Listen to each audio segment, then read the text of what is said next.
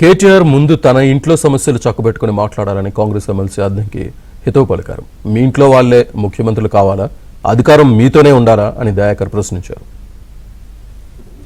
మేము మళ్ళీ వస్తున్నామో నీ సంగతి చూస్తాం, ఇంకేది నీ బొంద వచ్చేది. నువ్వు ఫస్ట్ నీ ఇంట్లో సమస్యలకు వెళ్ళి బయటికి వెళ్ళు.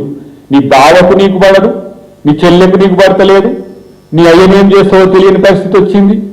ఇలా నీ అధికారం కోసం ఇక మీరే ఉన్నారా బాబు? నాకు అర్థం కాదు. మెయ్య తర్వాత నువ్వు, నీ తర్వాత మీ బావ, మీ బావ తర్వాత ఇప్పుడు మళ్ళీ ఆమె కూడా అంటుంది, మా అక్క నేను కూడా ముఖ్యమంత్రిని అవుతా అని.